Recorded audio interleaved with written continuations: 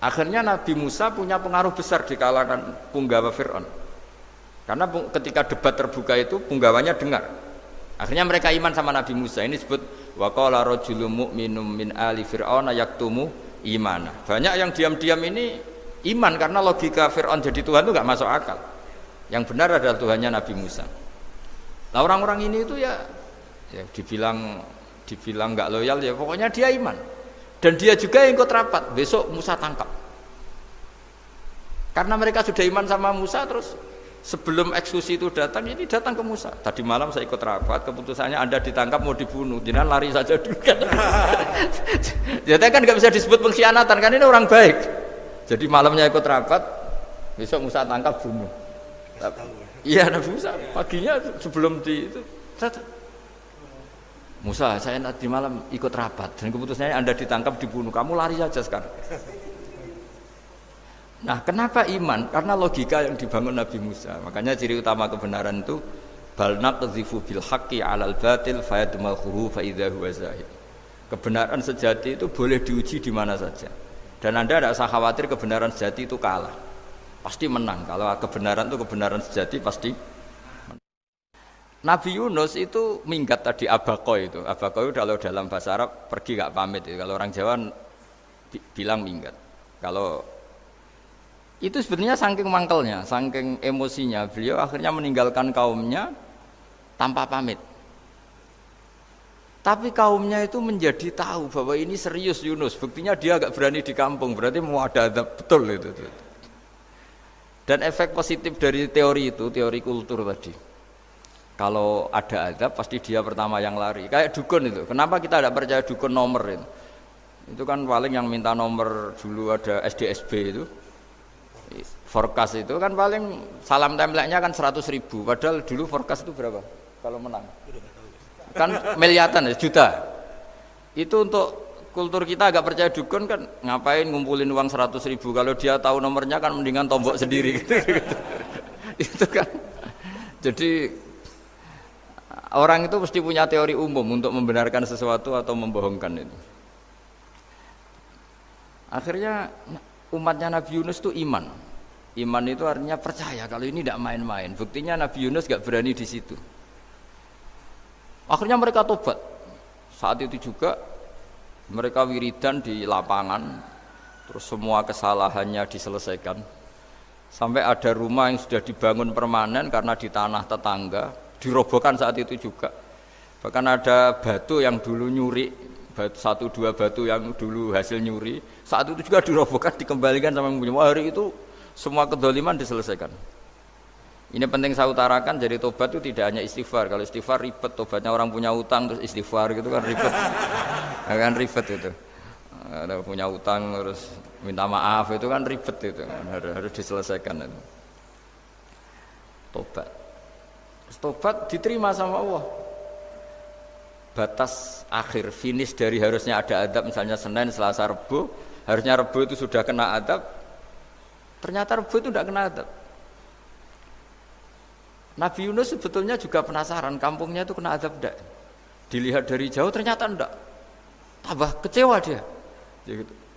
Wah ini saya kalau pulang pasti dibunuh karena saya dianggap pembohong. Di masyarakat situ ada aturan siapa yang bohong dibunuh. Padahal Nabi Yunus mengumumkan nanti Rebu ada azab. Kira-kira gitu lah. Ternyata Rebu itu tidak ada azab, makanya dia sudah di batas kampung kembali minggat lagi karena nanti pulang pasti dibunuh karena dia dianggap bohong. Ya akhirnya masyhur itu, terus dia ikut nelayan sekenanya, yang penting lari dari kampung, ikut nelayan sekenanya.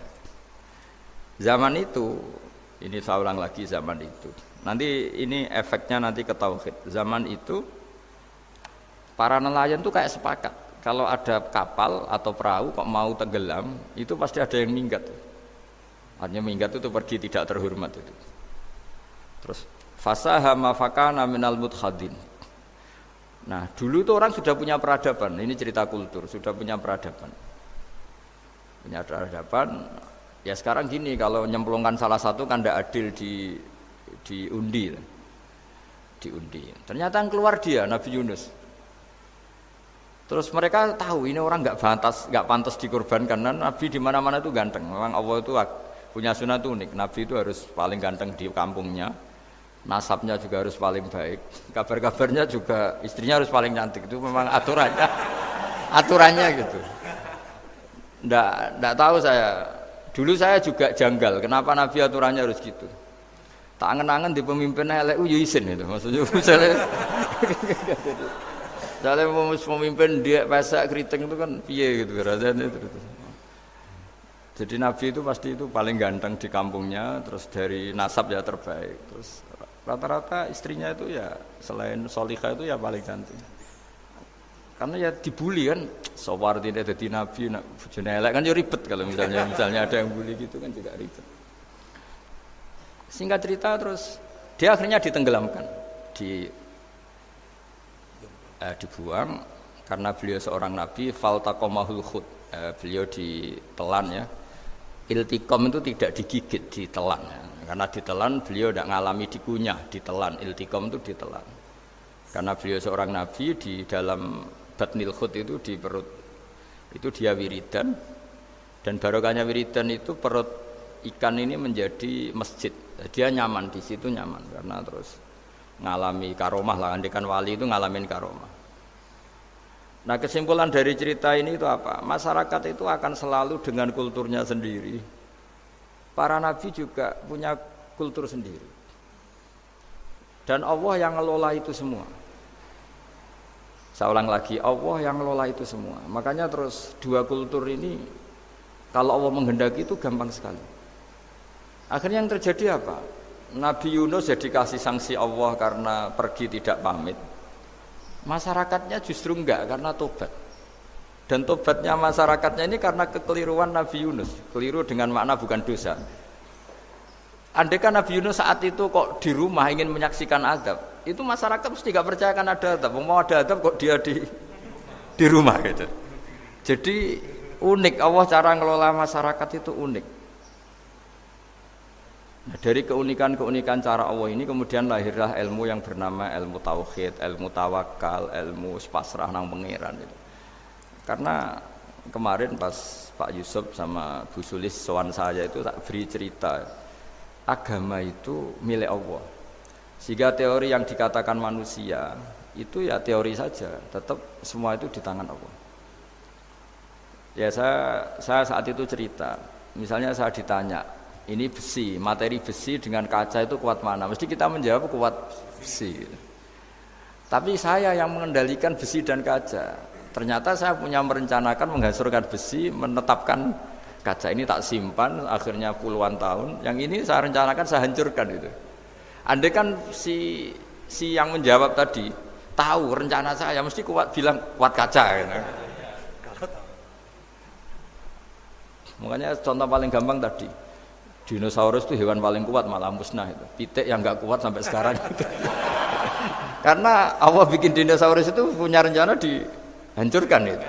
Sementara ayam enggak lah, gue rame-rame dunia gitu. Sehingga ya sudah. Nah, agama itu seperti itu. Agama itu sesuai rencana Tuhan. Sehingga ini cerita Nabi. Sehingga Nabi itu kadang nggak tahu bedanya antara sesuatu yang punya data, punya perangkat-perangkat untuk menuju A misalnya, itu nggak tahu bedanya. Jadi kalau Nabi ditanya misalnya gini, onta itu lahir dari betinanya, dari indukannya bisa, ya bisa. Lahir dari batu, jawabnya ya bisa. Kalau dia seorang Nabi pasti jawab bisa. Kalau Nabi loh ya, bukan direktur mandiri, Nabi, itu pasti jawabnya bisa. Jadi kalau Nabi ditanya, mata air itu keluar dari bumi kedalaman 7 meter, bisa. Keluar dari sini, dari meja, jawabannya ya bisa. Karena Nabi itu saking dekatnya Allah, tahu betul bahwa perangkat di dunia ini tidak bisa mendikte Allah. Semua itu kehendak Allah. Logika yang terbangun Nabi itu sebenarnya gampang ya. Kalau kita teliti itu, hanya gampang itu sesuatu yang benar itu pasti bisa dijelaskan secara gampang. Nah ini ngaji tauhid biar tidak terlalu berteori terus. Karena kalau saya cerita uang pinter jenengan. Dan saya tidak ingin pinter tentang uang. Tak beri contoh. Tidak ini supaya nanti kalau sampean suatu saat meninggal ketemu mungkar nakir itu tahu cara menghadapi. Nanti tak warai tekniknya itu. Tak warai tekniknya itu. Bocorannya tadi. Makanya ada cerita, agama ini baik sekali. Orang bocorkan ujian nasional itu kriminal, bisa ditangkap Pak Rosidi. Tapi agama ini pertanyaan mungkar nakir dibocorkan semua kiai, itu enggak ditangkap sama mungkar nakir. Harusnya kan rugi karena ini pertanyaan. Tapi semua kiai kan sudah membocorkan. Nanti pertanyaannya di kuburan itu man rabbuka, Tuhanmu siapa, agamamu apa. Itu kan sudah dibocorkan. Tapi itu enggak dianggap kriminal. Sementara kita sekolah SD, sekolah SMP bocorkan soal itu dianggap kriminal. Padahal kalau harusnya boleh.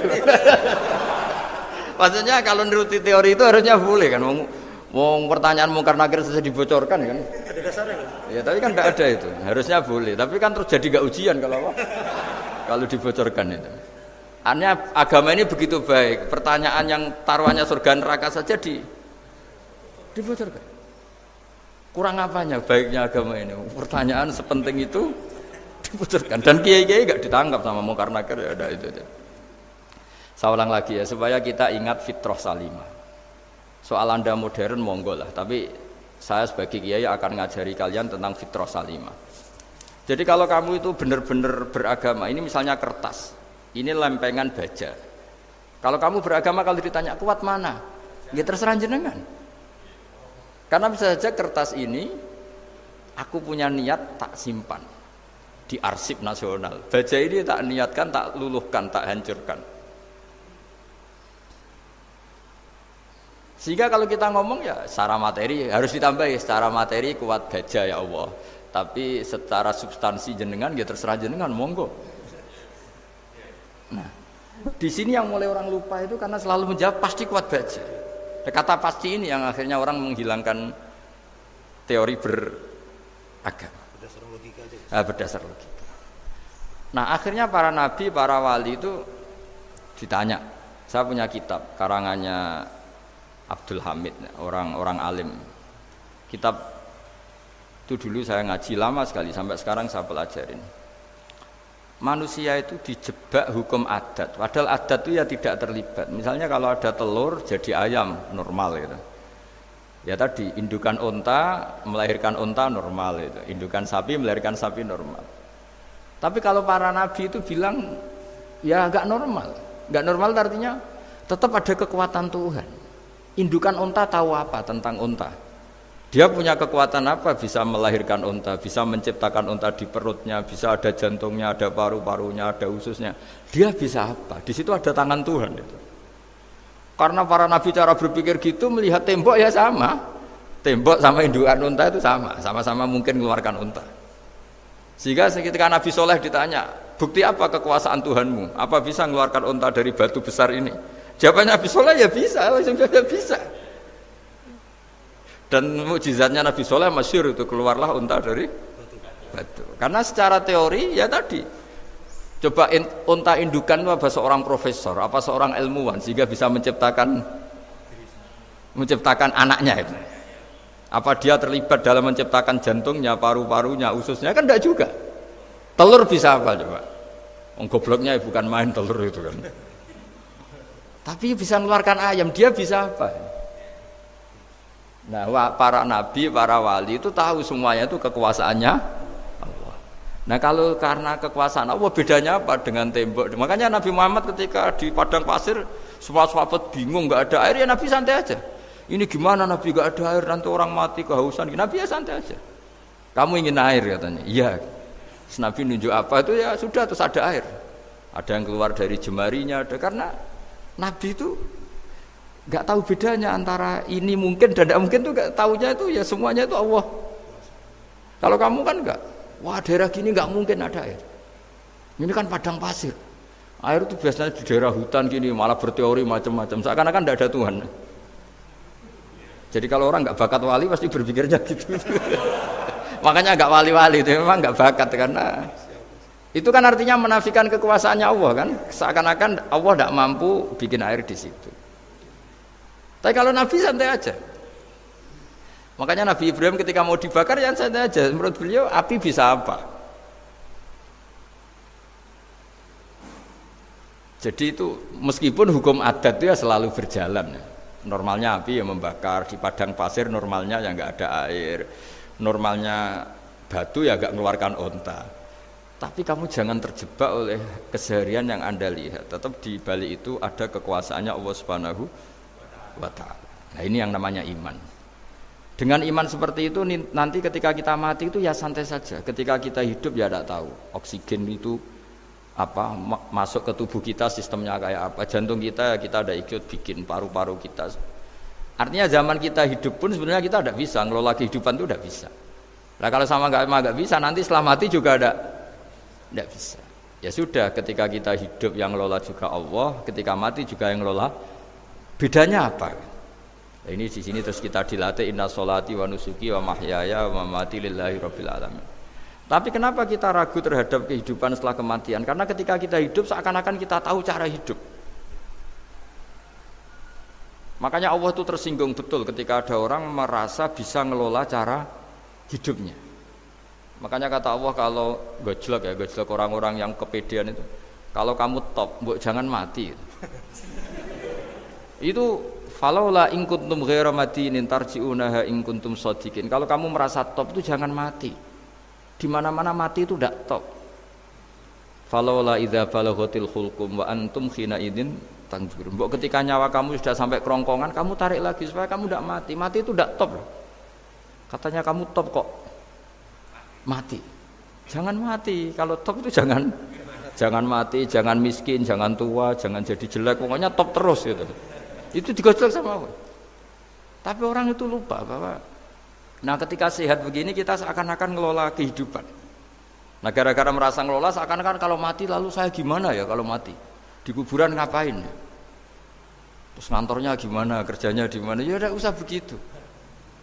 Nah ini di sini pentingnya tauhid. Orang dilatih berpikir al-khalqul awal. Afa'ayina bil khalqil awal. Kalau dalam bahasa Yasin disebut kul yuhyihal ladzi ansha'aha awwala marrah. Jadi agama itu orang dilatih membayangkan pertama hubungan kita dengan Allah. Misalnya manusia pertama itu siapa? Adam. Adam bisa berpikir, bisa berlogika, bisa jalan-jalan, bisa macam-macam. Tapi andaikan Anda jadi Nabi Adam, mesti melihat kekuasaannya Allah itu begitu nyata. Karena saya materinya dari tanah, ternyata saya bisa berpikir. Betapa kudrohnya Allah, kekuasaan Allah tanah yang benda mati bisa berpikir. Sekarang jadi saya.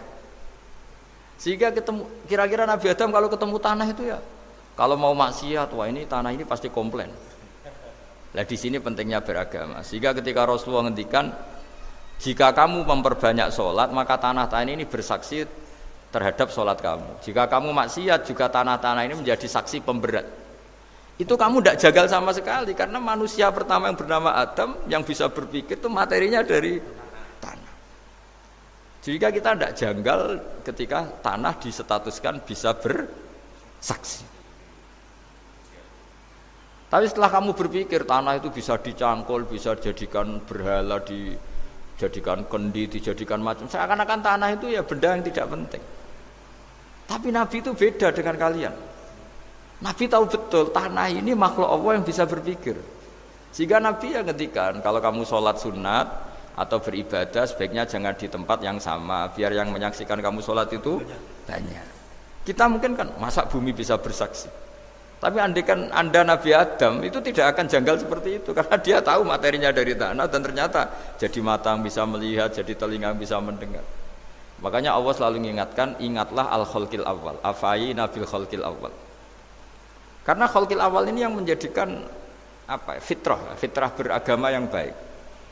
Sehingga ketika orang Yahudi bilang nggak mungkin Nabi Isa itu nggak anak zina, wong ibu kok tanpa bapak, anak kok hanya ada ibu tanpa bapak. Allah cara menjawab, inna masalah Isa intawoy kamasali Adam. Jika kamu protes ada Isa karena tanpa bapak, ya protes dengan Nabi Adam, tanpa ibu tanpa bapak. Nah, ini diingatkan al-khalqil awal. Makanya Yasin bilang, kul yuhyihal ladzi ansha'aha awwala marrah. Awal marrah itu kamu harus berpikir ketika hubungan kamu sendiri dengan Allah zaman sebelum ada semua. Jadi misalnya alam raya ini, bumi sebesar ini, masa suatu saat terus hilang, hancur, nggak berbekas. Ingat saja, bumi ini mulai dulu ya enggak ada.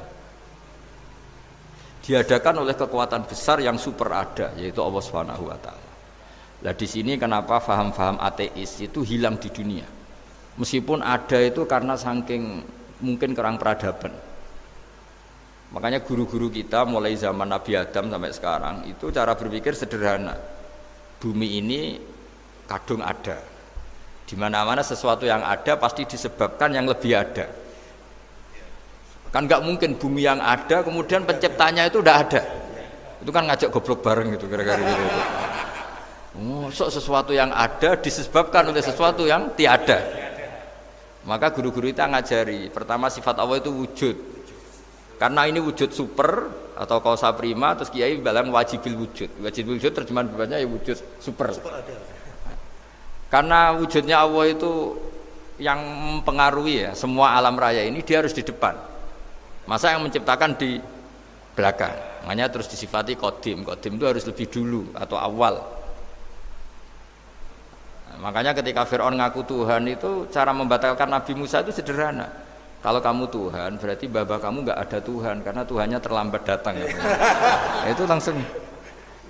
Oh iya ya kalau ya kan berarti babanya dia tanpa Tuhan kan Tuhannya baru kemarin. Aktenya baru diurus itu aktenya baru diurus itu Tuhannya. Makanya Fir'aun itu akhirnya Nabi Musa punya pengaruh besar di kalangan punggawa Fir'aun. Karena ketika debat terbuka itu punggawanya dengar. Akhirnya mereka iman sama Nabi Musa. Ini disebut wa qala rajulun mu'minun min ali fir'auna yaktumu imana. Banyak yang diam-diam ini iman karena logika Fir'aun jadi Tuhan itu enggak masuk akal. Yang benar adalah Tuhannya Nabi Musa. Nah, orang-orang ini itu ya dibilang enggak loyal ya pokoknya dia iman. Dan dia juga yang ikut rapat. Besok Musa tangkap.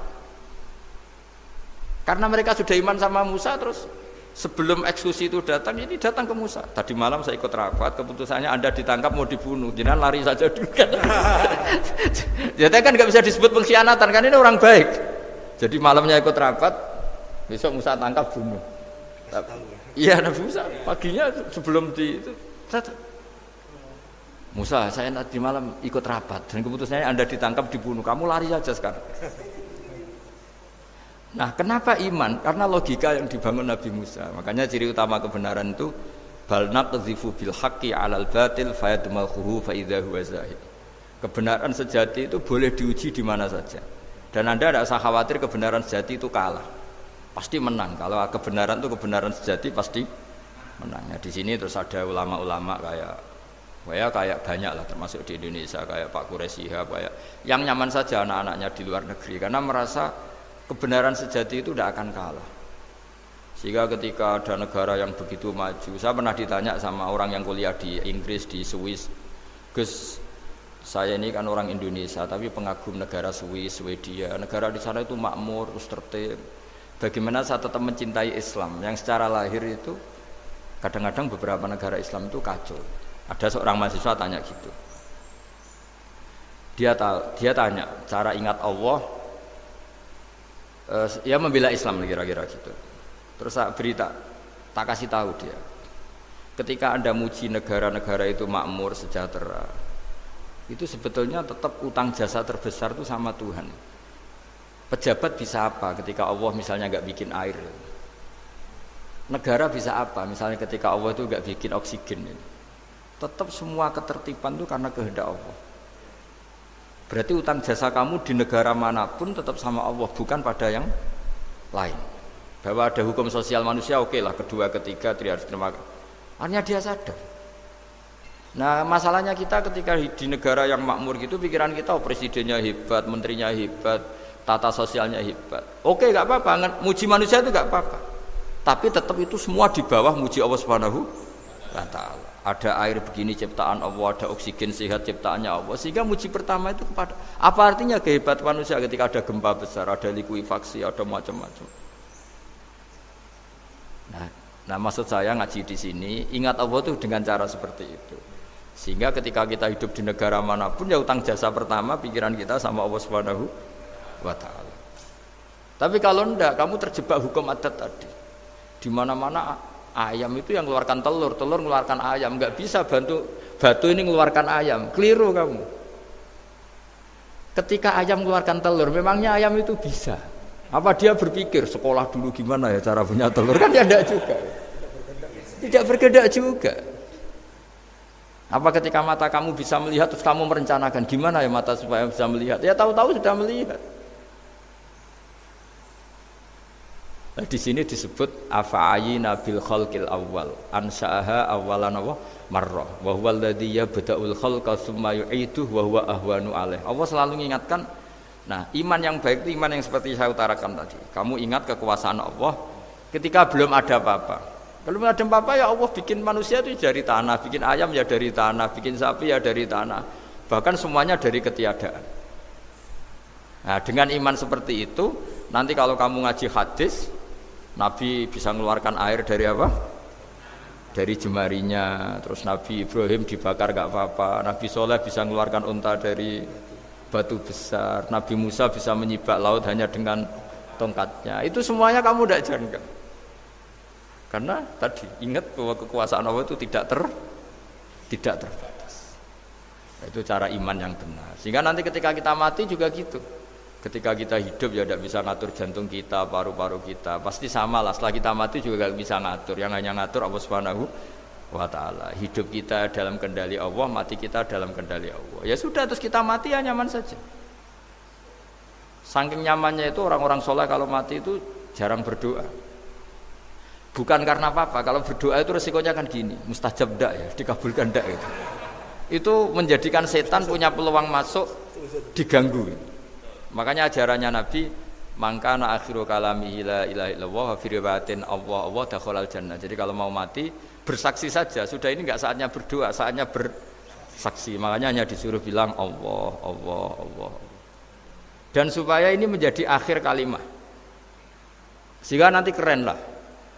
Ketika ketemu Allah, apa akhir kalimat kamu yang kamu lafadzkan Allah, Allah.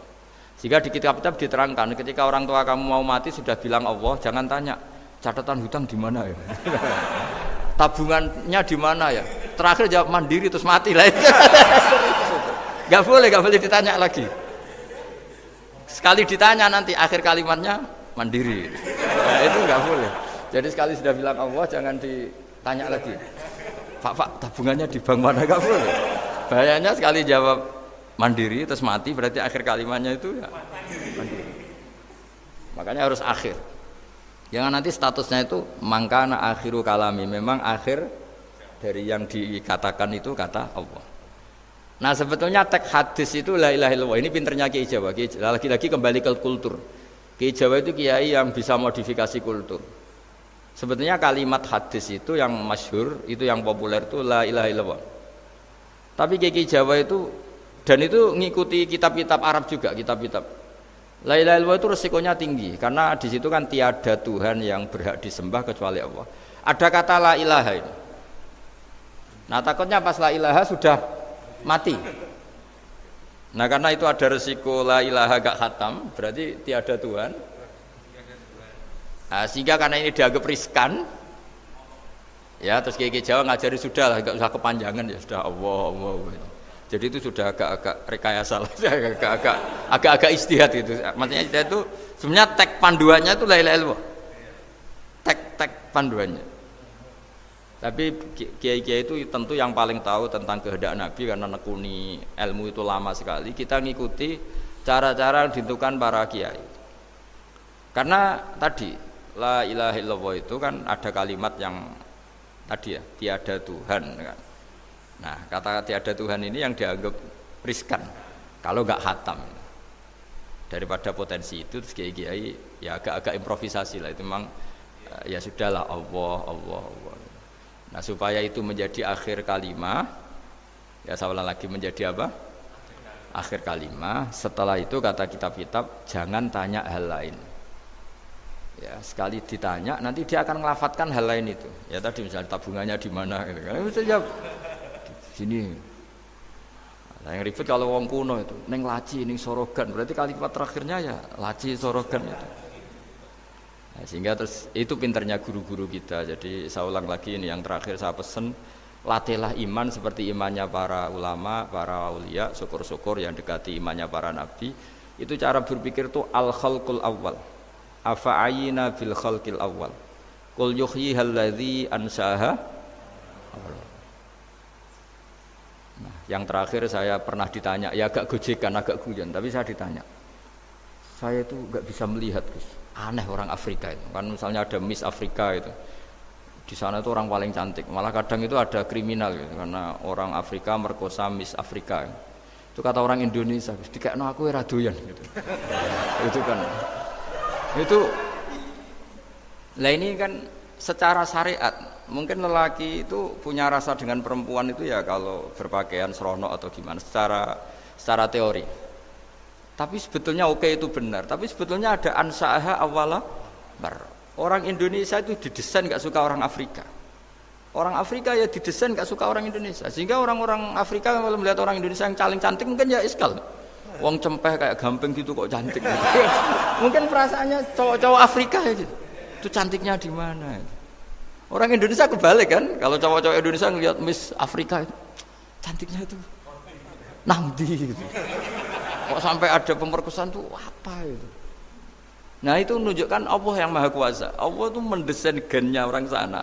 Beda dengan kita. Ya itu bukti bahwa Allah itu nggak bisa. Ya sudah semuanya itu Allah yang mendesain. Itu bukti bahwa manusia itu bisa apa di depan kau. Orang kayak Afrika kok disuruh bilang cantik, kita kan protes. Cantiknya di mana? Mungkin orang sana juga protes ke kita. Orang Jawa cempeh itu kok cantiknya dia. Itu orang-orang Indonesia kalau melihat bule cantik itu kan ketemu kan janggal. Orang-orang Jogja, bule wayune nang ndi gitu. Kulite gitu kan sama mereka juga bilang kita mungkin seperti itu. Itu namanya didesain ansaaha awal apa?